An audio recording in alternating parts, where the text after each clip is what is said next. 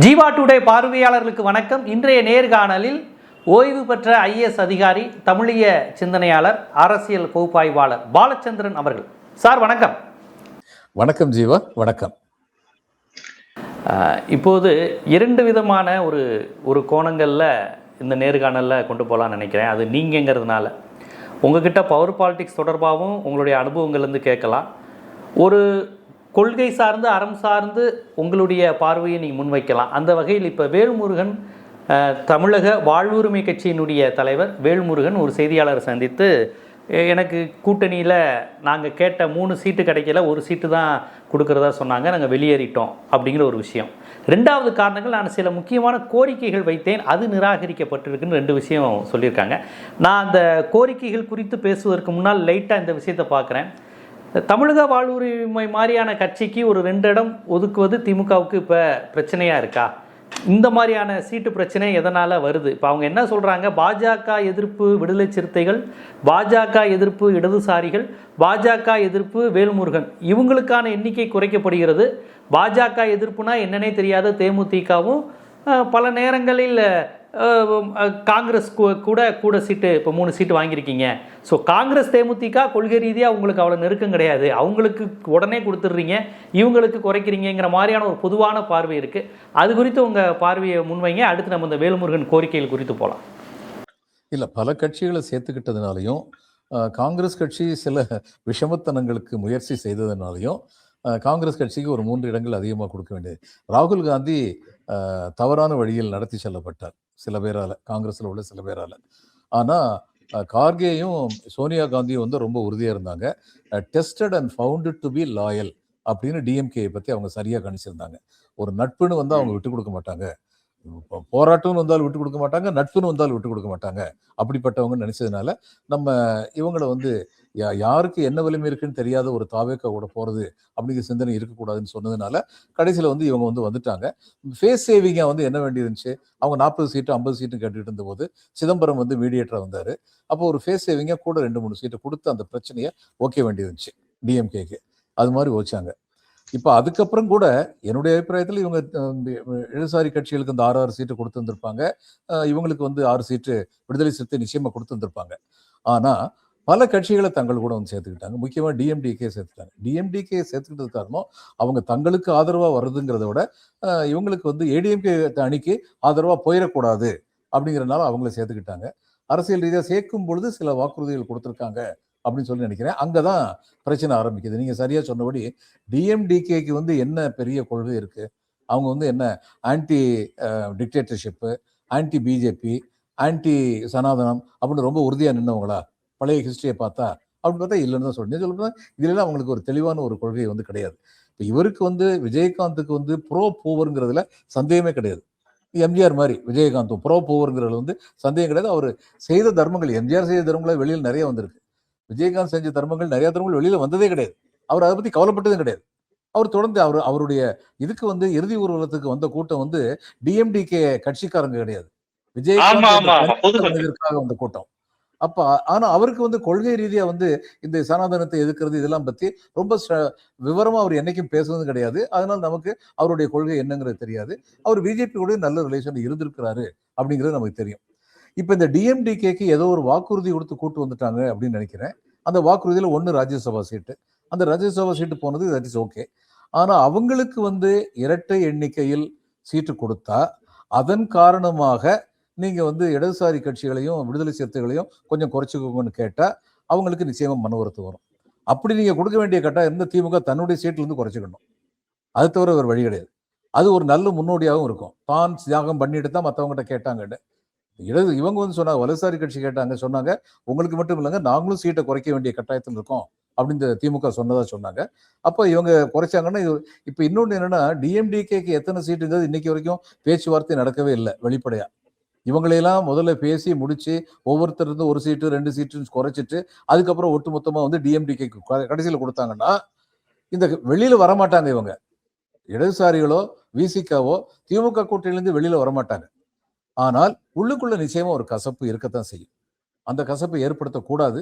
இன்னைக்கு வந்து ஸ்டாலின் என்கிற மிக உயரமான ஒரு மனிதர் இருக்கிறதுனால இந்த கூட்டணிக்குள்ள எத்தகைய மன வேறுபாடுகள் கசப்புகள் இருந்தாலும் அவங்க வந்து தலைவர்கிட்ட போய் திமுகவுடைய தலைவர்கிட்ட போய் பேசி ஒரு சொல்யூஷனுக்கு வந்து அவங்க வந்து முயற்சி பண்றாங்க அப்படிங்கிறத உண்மை. வேல்முருகனை பொறுத்த மட்டும் நான் ஒருத்தருடைய அரசியல்ல வந்து என்ன செய்யறாங்க, அவர் எதுல வந்து கேஸ் வந்தது, எதுல கேஸ் வரல, இதெல்லாம் எல்லா அரசியல் கட்சிகளை பத்தியும் பேச முடியும். ஆனா தமிழர் வாழ்வுரிமைங்கிறதுல வந்து அவர் ரொம்ப தீவிரமா இருக்காரு அப்படிங்கிறதுல யாருக்கும் எந்த சந்தேகமும் இருக்க முடியாது. அப்ப அவருக்கு வந்து 2 சீட்டு கொடுக்க 3 சீட்டு கொடுக்க மறுத்தாங்கிறதுனால அவர் வெளியில போனாருன்னா அதுல எனக்கு சில கேள்விகள் இருக்கு. அதாவது இவங்களுக்கு வந்து வைகோவுடைய கட்சி மதிமுகவுக்கு வந்து 6ல இருந்து 4 குறைச்சாங்க. அதை வைகோ ஏத்துக்கிட்டாரு. ஏன்னா தன்னுடைய கட்சியின் வலிமை குறைந்து விட்டதுங்கிறத அவர் உணர்ந்தார். ஒட்டுமொத்தமா வந்து இன்னைக்கு 4 சீட் நம்ம கொடுக்குறாங்க அப்படின்னா இன்னைக்கு உள்ள சூழ்நிலையில எல்லாம் கொஞ்சம் கொஞ்சம் குறைச்சிக்கணுங்கிறது நம்மளும் வந்து குறைச்சிக்குவோம் அப்படின்னு சொல்லி ஏத்துக்கிட்டாரு. ஒரு பழுத்த அரசியல்வாதி வைகோ ஏத்துக்கிட்டாரு. அப்ப இவங்களும் 3ல இருந்து 2 அப்படிங்கிறத ஒருவேளை ஏத்துக்கிட்டது. இவங்க 3ல வந்து விடாப்பிடியா நின்றதாகவும் திமுக ஒண்ணுதான் அவங்க விடாப்பிடியா நின்றதாகவும் நம்ம கேள்விப்படுறோம். உண்மையில என்ன நடந்துச்சுங்கிறத 2 கட்சிகளும் விவரமா சொன்னா தான் நமக்கு தெரியும். இதுல வந்து இவர் வெளியில இல்லாம உள்ள இருந்தே தான் ஃபைட் பண்ணியிருக்கணும் அப்படிங்கிறது என்னுடைய அபிப்பிராயம். மற்றவங்களாம் உள்ள இருந்தா ஃபைட் பண்றாங்க. ஏன்னா இவர் வந்து இன்னைக்கு ஏற்கனவே சொல்லிட்டார் விஜய் கூட போக மாட்டேன்ட்டாரு. இவர் வந்து என்ன ஏடிஎம்கே கூட போக முடியுமா? ஆனா ஏற்கனவே சொல்றாரு ஏடிஎம்கே எனக்கு ஆஃபர் கொடுக்குறாங்கன்னு சொல்றாரு. ஏடிஎம்கே ஆஃபர் கொடுக்குறாங்கிறத அவர் ஏத்துக்கிறதுங்கிறதே பிஜேபி கூட போறதுக்கு தான் அர்த்தமாகுது. இதுக்காக வேண்டி இத்தனை நாள் நின்னாரோ அதை எதிர்த்து போற மாதிரி தான். பாஜக கூட்டணியில் அங்க வகிக்க மாட்டேன்னு திமுகவுடன் கசப்பு ஏற்பட்டதற்கு பிறகும் உறுதியா சொல்லியிருக்காரு. என்டிஏ கூட்டணி போக வாய்ப்பு இல்லைங்கன்னு இருக்காரு. அதுவும் சொல்லியிருக்காரு. ஆனா இவங்க வந்து எனக்கு 3 சீட் கொடுக்குறேன்னு சொன்னாங்கன்னு சொல்லியிருக்காரு. அப்ப ஏடிஎம்கே இருந்து ஃபீலர்ஸ் வந்திருக்குங்கிறது தெரியுது. சரி பாப்பா அவர் என்ன முடிவு எடுக்கிறாரு. இது ஒரு பவர் பாலிடிக்ஸில் அந்த சீட்டுகள் ஏற்ற இறக்கம் இது ஒவ்வொரு முறையும் நடந்திருக்கு. 2006 நடந்தது, கடைசி நேர மாற்றங்கள், இதெல்லாம் நீங்கள் நிறையா பார்த்துருப்பீங்க. இப்போ கொஞ்சம் ஐடியாலஜிக்கலான விஷயத்துக்குள்ளே வருவோம். ஏன்னா வேல்முருகன் வைத்திருந்த சார்ஜ் அப்படிப்பட்ட ஒரு விமர்சனத்தை வச்சுருக்கார். தமிழ்நாடு அரசு வட இந்திய ஆதிக்கத்துக்கு எதிராக டெல்லிக்கு எதிராக இருக்குது, சமூக நீதி இதெல்லாம் நான் ஏற்றுக்கொள்கிறேன். ஆனால் இந்த அரசில் இருக்கக்கூடிய சில அதிகாரிகள் அவருடைய மொழியில் அப்படியே சொல்லணும்னா தமிழர்களுக்கு எதிரான, தமிழர் வாழ்வுரிமைக்கு எதிரான தமிழர் அல்லாத சில அதிகாரிகள் அப்படின்னு பேர் குறிப்பிடாமல் ஒரு விமர்சனத்தை அப்பட்டமாக இன்றைக்கி செய்தியாளர் சந்திப்பில் வச்சுட்டார். இப்போ நம்ம ஊகமாக அதை பேச வேண்டிய அவசியம் இல்லை. அவர் செய்தியாளர் சந்திப்பில் அதை சொல்லிட்டார். அவர்கள்தான் என்னை வரவிடாமல் தடுக்கிறாங்க. இவர் ஒரு வித்தியாசமாக வைக்கிறார். திமுக தடுக்குது, அவங்க தடுக்குதுலாம் சொல்லலை. அரசு அதிகாரிகள், தமிழர்களுக்கு எதிரான அதிகாரிகள், தமிழர் அல்லாத அதிகாரிகள் என்னைய சட்டமன்றத்துக்குள்ளே வந்துடக்கூடாதுங்கிறதுல தீர்மானமாக இருந்து அவர்கள் தான் இதை தடுக்கிறார்கள்னு ஒரு விமர்சனத்தை வைக்கிறாரு. இது எப்படி பார்க்குறீங்க நீங்கள்? இந்த பாருங்க, தமிழர் அல்லாத அதிகாரிகள் தான் தமிழர்களுக்கு விரோதமாக இருக்கிறார்கள் அப்படிங்கிறத நான் ஏற்றுக்க மாட்டேன். தமிழர் அல்லாத அதிகாரிகளில் தமிழருக்கு மிக ஆவேசமாக துணை புரியும் அதிகாரிகள் இருக்கிறாங்க. ஷெட்டின்னு ஒரு அதிகாரி இருந்தார். அவர் வந்து தமிழர் கிடையாது. அவரை மாதிரி தமிழர் நலன், தமிழ் நலனுக்காக வேண்டி ஃபைட் பண்ற அதிகாரிகள் தமிழர்கள்லயே ரொம்ப கம்மி. அந்த மாநில சுயாட்சியை பத்தி அவர் வந்து ஒரு பேப்பர் வந்து சப்மிட் பண்ணாரு. இந்த இப்ப அவர் தான் மெம்பரா வந்து இருக்கிறாரு. இவருடைய ஒரு ஜட்ஜு தலைமையில வந்து இவங்க வந்து கான்ஸ்டிடியூஷனை பத்தி கொடுக்குறாங்கல்ல, அதுல ஷெட்டி மெம்பரா இருக்கிறாரு. எனக்கு பல நாட்களாக தொடர்பு உண்டு. ரொம்ப தெளிவான கொள்கை அவருக்கு. இந்த தமிழ் வந்து எப்படி வந்து தமிழை நாசப்படுத்துறதுக்கு முயற்சி பண்றாங்க, ரீஜனல் லாங்குவேஜ் எல்லாத்தையும் அவர் தமிழ்நாட்டுக்கு ஆர்டரா இருக்கிறதுனால தமிழ்நாட்டை பத்தி பேசுறாரு. அதனால முதல்ல தமிழ்நாட்டு ஆபீசர்ஸ் தமிழர்களாக இருந்தால் அவர்கள் தமிழர் நலனை பாதுகாப்பார்கள், தமிழர் அல்லாதவர் என்றால் அவர்கள் தமிழர் நலனுக்கு எதிராக இருப்பார்கள் சொல்ல முடியாது. ஒரு காலத்துல ஒரு கேள்வி வந்தது, தமிழ்நாட்டை தமிழன் தான் ஆள வேண்டும்னு. ஏன் நம்ம சீமானார் தான் சொல்லிட்டு இருக்காரு, தமிழ்நாட்டை தமிழன் தான் ஆள வேண்டும். என்கிட்ட கேட்டாங்க, நான் சொன்னேன், தமிழர் நலனை பாதுகாக்கும் ஒருவர் தான் தமிழ்நாட்டை ஆள வேண்டும். அவர் தமிழராக இருந்தால் எனக்கு ரொம்ப சந்தோஷம். தமிழராக இல்லைனாலும் எனக்கு வந்து அதை பத்தி வருத்தம் இல்லை. தமிழர் நலனை பாதுகாப்பவராக இருக்க வேண்டும், அதுதான் எனக்கு முக்கியம். அதே மாதிரி தான் அதிகாரிகள் வந்து தமிழ்நாடு கார்டர் இருக்காங்கன்னா ஆஸ் பர் கான்ஸ்டிடியூஷன், அரசியலமைப்பு சட்டத்தின் படி மாநிலம் இயற்றுகின்ற எல்லா சட்டங்களையும் மிக மிக மனமு வந்து அதனை ஏற்றுக்கொண்டு அதனை அமல்படுத்துவதற்கு தீவிரமாக இருக்க வேண்டும். அதுதான் அதிகாரியுடைய கடமை. அப்படி செய்யலைன்னா அது தவறு. அதனால அவர் ஜெனரலா சொல்லியிருக்காரு. ஆனா நான் இன்னைக்கு சொல்றது உங்களுக்கு ரொம்ப ஷாக்கிங்கா இருக்கும், ரொம்ப அதிர்ச்சியா இருக்கும் உங்களுக்கு. இதுல அதிகாரிகள் இல்லை, நான் திமுகவை சேர்ந்த சில அரசியல்வாதிகளையே நான் குறை சொல்றேன். அவங்க தமிழ் நலன்ல ஆர்வம் காட்டவே இல்லை, கொஞ்சம் கூட காட்டவே இல்லை. நான் ரொம்ப ஸ்பெசிஃபிக்கா ஒரு உதாரணம் சொல்றேன். இந்த முதலமைச்சர் ஆவதற்கு முன்னால் 2021 ஒரு திமுக தோழர் ஒருத்தர் வந்து என்னுடைய நண்பர் ஒருத்தர் சொன்னேன், இந்த தமிழ் தாய்மொழி பள்ளிக்கூடங்கள்னு கொஞ்சம் பேர் இருக்காங்க, ஒரு 12-13 பேர் இருக்காங்க. அவங்க ரொம்ப சிரமப்படுறாங்க. ஏன்னா 2000 சொச்சத்துல ஏடிஎம்கே கவர்மெண்ட்ல இருந்து நினைக்கிறேன் ஒரு சட்டம் போட்டாங்க, இனிமே யாரு வேணாலும் பள்ளிக்கூடத்தை துவங்கலாம். ஆனா அது வந்து அரசு உதவி வரும் பள்ளிக்கூடமா இருக்காது. அவங்களுடைய நிதியை அவங்களே தான் பார்த்துக்கணும் அப்படின்னு சொல்லி ஒரு கவர்மெண்ட் ஆர்டர் ஒன்று இஷ்யூ பண்ணாங்க. நிறைய பேர் அதுல இங்கிலீஷ் மீடியம் ஸ்கூல் ஆரம்பிச்சாங்க. அவங்கள நீ கோடீஸ்வரன் ஆயிட்டாங்க. தமிழ் மீடியம் ஸ்கூல் ஆரம்பிச்சவங்க தத்தளிச்சுக்கிட்டு இருக்காங்க. அதாவது ஆசிரியர்களுக்கு 5000 ரூபாய் சம்பளம் கொடுக்கறது கஷ்டப்பட்டுட்டு இருக்காங்க. திருப்பூர்ல வந்து இவர் ஒரு டாக்டர் ஒருத்தர் நியூ ஜெர்சியில் இருக்காரு, என்னுடைய நண்பர் டாக்டர் சுந்தரம். அவரு 10 வருஷமா இதுக்காக சத்தம் போடாம ஃபைட் பண்ணிட்டு இருக்காரு. யாருக்குமே தெரியாது. தன்னுடைய சொந்த பணத்திலிருந்து 50-60 லட்சம் ரூபாய்க்கு மேல கொடுத்திருக்காரு. பெட்னாவில் பேசி அவங்ககிட்ட இருந்து $1 லட்சம் வர்றதுக்கு ஏற்பாடு பண்ணாரு. அது எல்லாம் யானை பசிக்கு சோளப்பொரி மாதிரி. அரசு தீர்மானம் எடுத்தால் ஒழிய இந்த பள்ளிகள் வந்து உயிர்ப்போட வாழ முடியாது. அப்ப நான் வந்து பார்த்தேன், அன்னைக்கு வந்து இந்த 14 இந்த பள்ளிக்கூடங்களுக்கு மட்டும் தேவை வந்து 2 கோடி ரூபாய் கொடுத்தா இந்த 5000 சம்பளத்துக்கு மேல 10,000 சம்பளம் கொடுக்கலாம். அது கூட ஆசிரியர்கள் மனம் வந்து வேலை வைப்பாங்க. அப்ப இதுக்கு வந்து நான் வந்து வேண்டுகோள் விடுத்தேன். இவற்றை வந்து தேர்தல் நடக்கிற சமயத்துல திரு ஸ்டாலின் அவர்களை சந்திச்சு இதை வந்து நான் சொன்னேன். ஸ்டாலின் இதை ரொம்ப பொறுமையா கேட்டாரு, அக்கறையோட கேட்டார். கேட்டுட்டு சரிங்க, நீங்க சொன்னதை நான் மனசுல வாங்கிக்கிட்டேன். அவர் ஒரு முதிர்ந்த அரசியல் தலைவர், உடனே எஸ்ன்னு சொல்லக்கூடாது ஒரு அரசியல் தலைவர். ஏன்னா அவர் எஸ் சொன்னா அது எஸ் தான், அவர் நோ சொன்னா அது நோ தான். அப்போ அவர் எஸ் சொன்னா அதுக்கான இம்ப்ளிகேஷன் என்னன்னு தெரியாம எஸ் சொல்ல முடியாது. ஆனா அவருடைய அக்கறையை பார்த்தேன். சரி பார்ப்போம், நீங்க சொல்றதை நான் புரிஞ்சுக்கிட்டேன் அப்படின்னு சொன்னாரு. அடுத்து எந்த தலைவர் என்னைய கூட்டிட்டு போனாரோ அவர் அதை தேர்தல் அறிக்கையில சேர்க்கறதுக்கு அரும்பாடுபட்டார். ஆனா தேர்தல் அறிக்கையை தயாரிக்கிற நேரத்தில் அவருக்கு வேறு வேலையா இருந்ததுனால அந்த இடத்துல இருக்க முடியல. யாரோ ஒரு புண்ணியவான் 2 கோடிங்கிறது 200 கோடின்னு சொல்லிட்டாங்க. இவ்வளவு ஆகுமா அப்படின்னு சொல்லி அது தேர்தல் அறிக்கையில ஒரு வாக்குறுதியா வரல, போச்சு. அடுத்து இந்த 5 வருஷத்துல நான் முதல்ல அதிகாரிகளை தான் சந்திச்சேன். அதிகாரிகளை சந்திச்சு நான் சொல்லும்போது ஒரு அதிகாரி வந்து என்கிட்ட சொன்னாரு, சார் நீங்க சொல்ற 14 பள்ளிக்கூடத்தை பத்தி மட்டும் எப்படி சார் கவலைப்பட முடியும்? அதையும் தவிர எத்தனையோ பள்ளிக்கூடங்கள் இது மாதிரி வந்து தமிழ் பயிற்று வைக்கிறாங்க, அவங்க அங்கேயும் வந்து கஷ்டப்பட்டுட்டு தான் இருக்காங்க. நான் சொன்னேன், தமிழை சொல்லித்தானே இன்னைக்கு வந்து திராவிட கட்சிகள் வந்து ஆட்சிக்கு வர்றாங்க. அப்ப தமிழுக்குன்னு சொல்லி கண்டிப்பா செய்யணும்ல. நீங்க தமிழை சொல்லி ஆட்சிக்கு வந்த ஒரு கட்சியுடைய அரசாங்கத்துல நீங்க உட்காந்துக்கிட்டு இருக்கீங்க. எத்தனை பேர்? 70,000 பேர் அப்படி இருக்காங்க. நீங்க சொல்ற 12 ஸ்கூல்ல 14 ஸ்கூல்ல மொத்தமே ஒரு 12,000 பேர் இருப்பாங்க. அதுக்கும் கம்மியா தான் இருப்பாங்க. நான் சொன்னேன் 70,000 இல்லை, 7 லட்சம் இருந்தாலும் தமிழ்ல வந்து பயிற்று மொழியா வந்து சொல்லி கொடுக்குறாங்க அப்படின்னா அந்த பள்ளிக்கூடத்துக்கு உதவ வேண்டியது நம்முடைய கடமை இல்லையா? அப்ப நீங்க இந்த ஜியோ போட்டாங்களே அந்த ஜியோல வந்து ஒரு மாறுதல் கொண்டு வரணும். அதாவது இது வந்து இனிமேல் இதுவரை நடத்தப்படுகின்ற பள்ளிகளில் தமிழை பயிற்று மொழியாக கொண்ட பள்ளிகளுக்கு அரசு சார்ந்த பள்ளிகள் என்று உதவி அளிக்கப்படும் அப்படின்னு சொல்லி ஒரு திருத்தம் கொண்டு வரணும். ரொம்ப செலவழியும் சார். ஏங்க 15,000 கோடியே செலவழிஞ்சிட்டு போகுது. உங்க கல்வித்துறையில வந்து என்ன பட்ஜெட் இருக்கு? பல்லாயிரக்கணக்கான கோடி ரூபாய்கள் கல்வித்துறையில செலவழிக்கிறீங்க. இதுல எவ்வளவு வரும்? ஒரு 100 கோடி வருமா? 300 கோடி வருமா? 1000 கோடி வருமா? இதை செய்யணும், செய்ய வேண்டியது நம்முடைய கடமை. ஆனா அந்த அளவில் அதுக்கு மேல என்னால் எதுவும் செய்ய முடியல. ஒரு நாள் வந்து திரு ஜென்ராமுடைய டிவி மனிதா ப்ரோக்ராம் தினம் பேசிட்டு இருக்கேன். அதுல நான் இதை பத்தி ரொம்ப வருத்தப்பட்டு பேசிட்டு இருந்தேன். நான் சொன்னேன், முதலமைச்சரே இதுல விருப்பப்பட்டு தான் இருக்காரு, அதுக்கப்புறம் ஒன்றும் நடக்கலைன்னா நம்ம என்ன செய்ய முடியும்னு கேட்டேன். நான் சொல்லி அடுத்த நாள், இதெல்லாம் எப்படி ஆதாரப்பூர்வம் அமையுதுன்னா, நான் சொல்லி அடுத்த நாள் காலையில நான் பிரேக்ஃபாஸ்ட் வந்து என்னுடைய நண்பர் ஒருத்தரோட பத்திரிகையை சேர்ந்த ஒரு நண்பரோட உட்காந்து பிரேக்ஃபாஸ்ட் சாப்பிட்டுட்டு இருக்கேன். எனக்கு ஒரு ஃபோன் கால் வருது. ஃபோன் கால் வந்து கல்வி அமைச்சர் இருந்து வந்தது. அவர் சொன்னார், நீங்க ஏதோ பேசுனீங்களாம் டிவியில, முதலமைச்சர் அதை கேட்டிருந்திருக்காரு, என்னைய கூப்பிட்டு மிஸ்டர் பாஸ்கர் சொன்னது என்னன்னு பார்த்து உடனடியா இதுக்கு தீர்வான்னு சொன்னாரு, என்னங்க பிரச்சனைன்னு என்கிட்ட கேட்டார். நான் சொன்னேன், இதுதாங்க பிரச்சனை, தமிழையே பயிற்று மொழியா கொண்ட பள்ளிகள்லாம் இன்னைக்கு தத்தளிச்சுக்கிட்டு இருக்காங்க. உடனே அவர் என்கிட்ட சொன்னாரு, அவங்களுக்கு எதுவும் நல்லதுதானுங்க, politically also it is good for us. நான் சொன்னேன், அதைத்தான் நான் 5 வருஷமா சொல்லிட்டு இருக்கேன், உங்களுக்கும் நல்லது தமிழுக்கும் நல்லது, நான் உடனடியா வந்து சரி பண்ணிடுறேங்க, பாத்துறேங்க, தேங்க்யூங்க அப்படின்னாரு. சொல்லிட்டு மறுநாள் காலையில எனக்கு ஃபோன் பண்ணாரு. ஃபோன் பண்ணி, இந்த உலக தமிழ் ஆராய்ச்சி மையத்துல வந்து பாலகிருஷ்ணன் ஐஏஎஸ் இருக்கார்ல, அவர்கிட்ட நாங்க சொல்லியிருக்கோம், இதை பார்த்துக்கோங்கன்னு, அவங்களுக்கு நாங்க வந்து பணம் கொடுக்க போறோம், இந்த பள்ளிக்கூடங்களுக்கு அவங்க பார்த்துக்கிடட்டும். நான் சொன்னேன், நீங்க சொல்றதுல ஒரு சிக்கல் இருக்கு. பாலகிருஷ்ணனுக்கு நீங்க பணம் கொடுத்தீங்கன்னா, உலக தமிழ் ஆராய்ச்சி மையத்துக்கு பணம் கொடுத்தீங்கன்னா, அந்த அசிஸ்டன்ட் வந்து ஸ்டாட்டிக் அசிஸ்டன்ஸ் ஆயிரும். வருஷத்துக்கு இவ்வளவுங்கிறது தொடர்ந்து அதே தான் இருக்கும். ஆனா கல்வித்துறையில இருந்து கொடுத்தீங்கன்னா, ஒவ்வொரு வருஷமும் வந்து கல்வித்துறையில மற்ற பள்ளிகளுக்கு கொடுக்குற மாதிரி இந்த பள்ளிகளுக்கும் அதிக நிதி கொடுத்துக்கிட்டே இருப்பீங்க.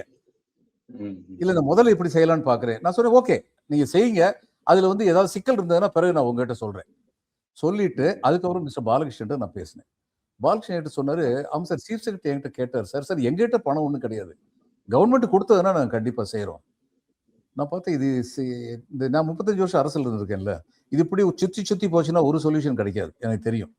அதனால நான் வந்து என்னுடைய நண்பர் தமிழ்நாடு காடரை சேர்ந்த மச்சேந்திரநாதன் வந்து என்னுடைய நெருங்கிய நண்பர். நான் மச்சேந்திரன் சொன்னேன், நம்ம 2 பேரும் போய் சீஃப் செக்ரட்டரி பார்ப்போம்.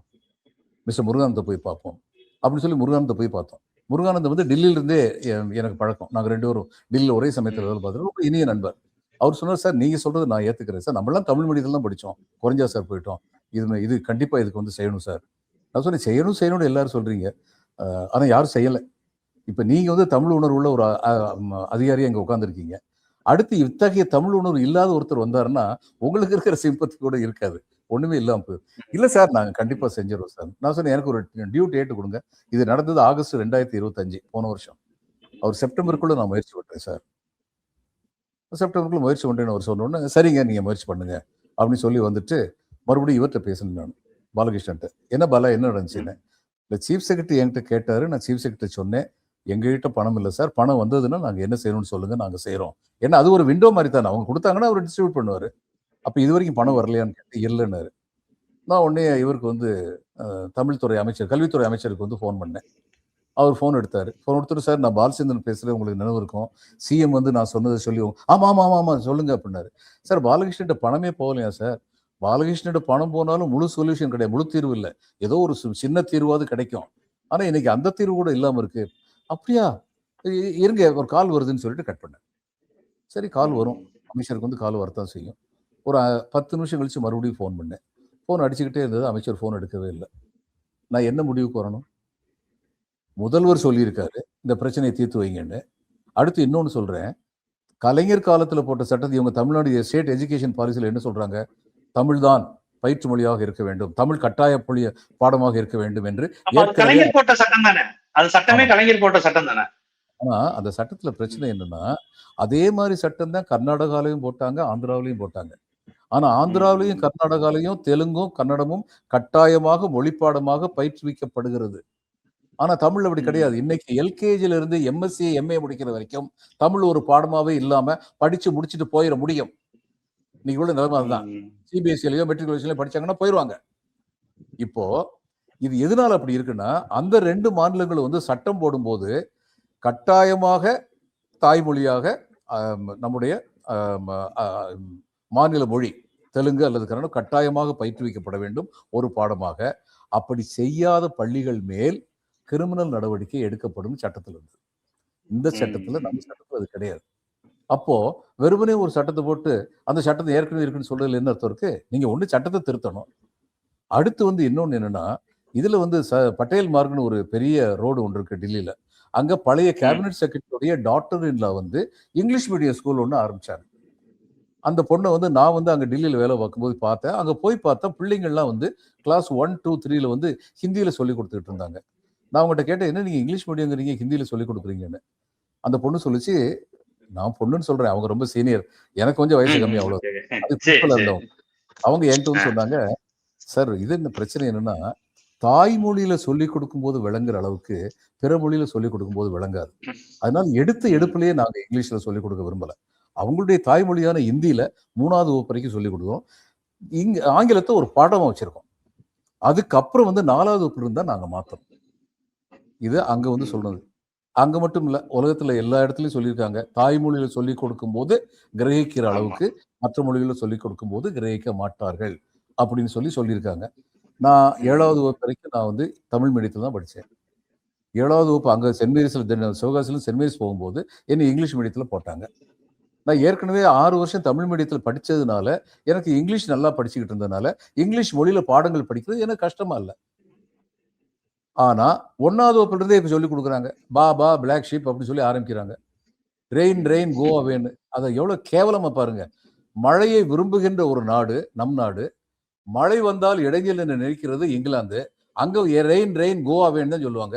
இங்க அப்படியே சொல்லுவேன், மழையே வந்து நில் அப்படின்னு தான் நம்ம இங்க சொல்லிக் கொடுக்கணும். அதை கிளிப்புள்ளத்தனமா சொல்லி கொடுத்துக்கிட்டு இருக்காங்க. இது இன்னைக்கு நம்ம இது மாமழை போற்றுதும் தானே நம்ம சிலப்பதிகாரம். நம்ம இது வரிசையா சொன்னாரு. சூரியனை பத்தி சொன்னாரு, சந்திரனை பத்தி சொன்னாரு, மாமழை போற்றுதும் மாமழை போற்றுதும்னாரு. அடுத்து பூம்புகார் போற்றுதும் பூம்புகார் போற்றுதும், இயற்கை சக்திகள் தான் வாழும் நகர். இதைத்தானே முதல்ல ஆரம்பத்துல சொன்னாரு. அப்படி இருந்த மரபு தானே நமக்கு. இப்ப இவங்க வந்துங்க, நான் ஒண்ணு சொல்றேன், செய்ய வேண்டியது என்னன்னா, முதல்ல செய்ய வேண்டியது என்னன்னா, எல்லா ஸ்கூல்லையும் தமிழ் ஒரு பாடமாக கட்டாயமாக கற்பிக்கப்பட வேண்டும் அப்படிங்கறது முதல்ல. இல்லை என்றால் கிரிமினல் நடவடிக்கை எடுக்கணும்னு சட்டத்தை மாத்தணும். ஒண்ணு. ரெண்டாவது, தமிழை பயிற்று மொழியாகவும் வச்சிருக்காங்க, வெறும் மொழி பாடமா வைக்காம தமிழ்லயே வந்து ஜியோகிராபி, ஹிஸ்டரி, மேத்தமெட்டிக்ஸ், ஒரு லாங்குவேஜாவே இல்லாம அந்த பள்ளிக்கூடங்களுக்கு, அரசு சார்ந்த பள்ளிக்கூடங்களுக்கு, இதுவரைக்கும் முதல்ல ஆரம்பிச்ச பள்ளிக்கூடம், காமராஜர் காலத்தில் ஆரம்பிச்ச பள்ளிக்கூடங்களுக்கு எல்லாம் எப்படி ஆசிரியர் சம்பளம் எல்லாம் கொடுத்துக்கிட்டு இருக்காங்களோ அது மாதிரி கொடுக்கணும். இந்த நேரத்தில் நான் ஒண்ணு சொல்லணும், அத்தகைய பள்ளிக்கூடங்கள் சிரமப்பட்டுக்கிட்டு இருக்காங்க. தங்கம் தென்னரசு வந்து தமிழ்துறை அமைச்சராக இருந்தபோது அவங்களுக்கு மற்ற உதவிகள்லாம் செஞ்சாரு. இந்த புஸ்தகம் கொடுக்கறது, இதெல்லாம் வந்து தன்னால முடிஞ்ச எல்லாமே செஞ்சாரு. ஆனா இது ஒரு அமைச்சரால் செய்யக்கூடிய காரியம் கிடையாது. இது சட்டம் இயற்றப்பட வேண்டும். என்னுடைய குறையெல்லாம் முதலமைச்சருக்கு அக்கறை இருந்தும், முதலமைச்சர் கூப்பிட்டு சொன்னதுக்கு அப்புறமும் இது இங்க நடக்காம இருக்குன்னா, நான் என்ன அதிகாரிகளை மட்டுமா குறை சொல்லுவேன்? சம்பந்தப்பட்ட அரசியல்வாதி சேர்ந்தா குறை சொல்லுவேன். இது வந்து நீங்க சொல்றது சொல்லுங்க. இல்ல, இது எவ்வளவு தூரத்துக்கு ஒரு பாதிப்பை ஏற்படுத்தும் அப்படிங்கிறது உங்களுக்கு தெரியணும். அந்த காலத்துல வந்து சவுத் ஆப்பிரிக்கன் பிரசிடென்ட் வந்து ரொம்ப கரெக்டா, நெல்சன் மண்டேலா கரெக்டா சொன்னாரு, ஒரு இனத்தை அழிக்க வேண்டும் என்றால் அதன் மொழியை சிதைத்து விட்டால் போதும். அந்த காலத்துல கரெக்டா சொன்னார். அதுதான் இங்க தமிழ்நாட்டில் இன்னைக்கு நடந்துகிட்டு இருக்கு. அதனால இதை இவங்க சரிப்படுத்தலைன்னா, இவங்க தமிழ் தமிழ் சாவினும் தமிழ் என்று சாக வேண்டும், சாம்பல் தமிழ் மணந்து வேக வேண்டும்னா வெறும் கூக்குரலோட போயிடும். அதுக்கு அர்த்தமே இல்லாம போயிடும். இல்ல, இப்ப வேல்முருகனும் நீங்க சொல்ற கோணம், ஆனா அவர் கொஞ்சம் அரசியல் கோணத்துல சொல்றாரு. அதாவது சட்டமன்றத்தில் தமிழர் வேலை வாய்ப்பு, தமிழ்நாட்டில் தமிழர்களுக்கான வேலை வாய்ப்பு குறைகிறது, தமிழருடைய பொருளியல் அரசியல் இங்கு குறையுது, தமிழர் வணிகத்துக்கு இங்க வந்து பிற மொழியினர் ஆதிக்கம், இந்த மாதிரி விஷயத்த நான் அதிகம் பேசுறேன், வேல்முருகன் நான் நிறைய பேசுறேன், அதனால் சில அதிகாரிகள் என்னை தடுக்கிறாங்க, தமிழ் உணர்வுக்கு எதிரான அதிகாரிகள் அப்படிங்கிற சொல்லி அவங்க நான் சட்டமன்றத்துக்கு வரக்கூடாதுன்னு நினைக்கிறாங்கன்னு ஒரு சார்ஜை வச்சிருக்காரு. மற்ற கட்சிகள் கூட்டணி விட்டு வந்து போனதுக்கெல்லாம் இப்படி ஒரு ஐடியாலஜிக்கலாக ஒரு குற்றச்சாட்டை வச்சதில்லை, சீட்டு தரல அப்படி இப்படின்னாங்க. இவர் மட்டும் இதையும் சேர்த்து சொல்றாரு. 3 சீட்டு கேட்டாருங்கிறது ஒன்றா இருக்கலாம், ஆனால் இப்படி ஒரு விமர்சனத்தை வைக்கிறாரு. அதை எப்படி பார்க்கறது? இதனுடைய உண்மைத்தன்மை பத்தி வேல்முருகன் தான் சொல்ல முடியும். எந்த அதிகாரிகள் தடுத்தாங்க இவரை பர்டிகுலரா, அவர் தான் சொல்லணும். எதனால் தடுத்தார்கள்? இப்ப இவர் சொல்றாரு என்னுடைய தமிழ் உணர்வுக்காக தடுத்தாங்க அப்படின்னு சொல்லி. எதனால் தடுத்தார்கள் அப்படிங்கிற இப்ப நான் வந்து உங்ககிட்ட இந்த தமிழ் விஷயத்துல இது மாதிரி வந்து நடந்துட்டாங்கன்னு சொன்னேன்னா, நான் ஆதாரத்தை வச்சு சொல்றேன். முதலமைச்சர் கல்வி அமைச்சரே சொன்னார். கல்வி அமைச்சர் என்கிட்ட பேசும்போது பக்கத்தில் ஒரு பத்திரிகையாளர் இருந்தார். அடுத்து மறுபடியும் நான் வந்து சீஃப் செக்ரட்டரி போய் பார்த்திருக்கேன். இவர் பாலகிருஷ்ணன் பேசியிருக்கேன். மறுபடியும் கல்வி அமைச்சர்கிட்ட போயிருக்கேன். இது எல்லாம் வந்து சரித்திரம். This is on record. இதுக்கு இப்ப அவங்க என்ன பதில் சொல்ல போறாங்கன்னு எனக்கு தெரியாது. இது எனக்கு என்ன வேதனைனா, ஒரு மனுஷன் எப்படிங்க எல்லாத்தையும் பார்க்க முடியும்? முதலமைச்சர் ஒண்ணு சொன்னாருன்னா அதை செய்யறதுக்காக தானே படை இருக்கு. அவர் முதலமைச்சருடைய வேலை இல்லையே, எல்லாத்தையும் போய் ஹைப்பர் லோக்கலா பாக்குறது எப்படி முதலமைச்சரா இருக்க முடியும்? அது எப்படி சாத்தியம்? 234 தொகுதி, இத்தனை கிராமங்கள், எல்லாத்துக்கும் எப்படி அவர் போக முடியும்? இவர் கென்னடி வந்து ஒரு என்ன சொன்னாரு, I want the first man to land on the moon to be an American அப்படின்னு 1 மணி நேர ஸ்பீச்ல இந்த ஒரு வாக்கியம் எவ்வளவு நேரம் எடுத்திருக்கோம்? ஒரு 22-30 வினாடி எடுத்திருக்கும். அவர் சொன்னார், I want the first man to land on the moon to be an American scientist மத்தியில பேசினார். ஒரு 6 மாசம் 8 மாசம் கழிச்சு 500 பக்கம் ரிப்போர்ட் ஒன்று அவர் டேபிள் வந்து டம்னு வச்சாங்க சயின்டிஸ்ட். மிஸ்டர் பிரசிடென்ட், நீங்க சொன்னீங்கல்ல அதுக்கான ஆக்ஷன் பிளான் இதுதான். முதல் மனிதன் அமெரிக்கனாக இருக்க வேண்டும், இது மேல நிலவு மேல இப்ப போறதுக்காக ஆக்ஷன் பிளான் கொண்டு வந்திருக்கோம். அப்படித்தாங்க ஃபங்க்ஷன் பண்ண முடியும். முதல்வர் வந்து தன்னுடைய கருத்தை சொல்ல முடியும். அந்த கருத்தை செயலாக்குவதற்கு என்றுதானே இவர்கள் அரசியல் பதவிகளிலும் அதிகார பதவிகளிலும் உட்கார்ந்து இருக்கிறார்கள். அதை செய்யணும். அதை செய்யாம எதுக்கெடுத்தாலும் முதல்வரை குறை சொல்றது அர்த்தம் இருக்காது. ரொம்ப முக்கியமானது. ஆனால் நீங்க மேற்கு வங்கத்தில் நீங்க வந்து பியூரோக்ராட்டா ஒர்க் பண்ணியிருக்கீங்க. இப்படி ஒரு அரசினுடைய அடிப்படையான கொள்கைக்கு எதிராக அதிகாரிகள் நினைச்சு செயல்பற்ற முடியுமா? இது ஒரு திராவிட இயக்க சமூக நீதியில் அக்கறை கொண்ட ஒரு அரசு. அவங்க ஐடியாலஜியே பெரியாரிய சமூக நீதி தமிழ் உணர்வு கொண்ட அரசு. ஆனால் அதிகாரிகள் RSS ஐடியாலஜியில் இருக்கிறதுனால செயல்படுத்த முடியலன்னு வேல்முருகன் இதை ஏற்கனவே ஒரு முறையும் வச்சிருக்காரு.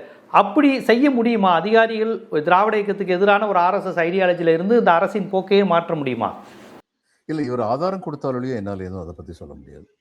இந்த விஷயத்துல நான் பேசினேன், இந்த அதிகாரி அதற்கு எகென்ஸ்டா இருந்தாரு, அதனால நான் மேற்கொண்டு எதுவும் செய்ய முடியாம போச்சுன்னு ஆதாரம் கொடுத்தாலுடைய சும்மா வந்து எடுத்தேன் கவிழ்த்தேன்னு யாரை பத்தி நம்ம வந்து குறை சொல்ல முடியும்? கண்டிப்பாக இந்த ஒரு முக்கியமான ஒரு சமூக பிரச்சனை, இது ஒரு தேர்தல் பிரச்சனை, சீட்டு ஒதுக்குற பிரச்சனைங்கிறத தாண்டி தமிழர் அரசியல், இங்கு உள்ள மாநில சுயாட்சி, திராவிட இயக்கத்தின் அடிப்படை ஆதாரம், அதிகாரிகள் மட்டம், அரசியல்வாதிகள், முதலமைச்சர், அமைச்சர், இந்த வேலை பிரிவு, நிர்வாக பிரிவு, இது எல்லாம் எப்படி செயல்படுது, கீழே இருந்து மேலே, மேலே இருந்து கீழே, இதில் ஏதாவது ஒரு இடத்துல இடைஞ்சல் வந்தாலும், தொந்தரவு வந்தாலும், இல்லை ஏதோ ஒரு இடையூறு வந்தாலுமே அந்த பணி யாரை பாதிக்குது அப்படிங்கிறது ரொம்ப அழகாக சொன்னீங்க. ஏன்னா நீங்கள் அரசியல் உணர்வு, மொழி உணர்வு மட்டும் இல்லை, நிர்வாக ரீதியாகவும் இத்தனை ஆண்டுகளாக அனுபவம் வாய்ந்தவர். வெறும் தமிழ்நாடு மட்டும் கிடையாது, இன்னொரு மாநிலத்தில் இன்னொரு மொழி பேசுகிற மக்கள் மத்தியில் பணியாற்றிய தமிழருங்கிற அடிப்படையில் இந்த பிரச்சனையை எப்படி அணுகணும் அப்படிங்கிறதுல ரொம்ப விரிவாக, வளமையான, உங்களுக்கே உரிய அறச்சீற்றத்தோடையும் அரசியல் ஒழுங்கோடையும் ரொம்ப பல்வேறு கருத்துக்களை பதிவு செஞ்சுருக்கீங்க. மிக்க நன்றி. வணக்கம் ஜீவா. வணக்கம்.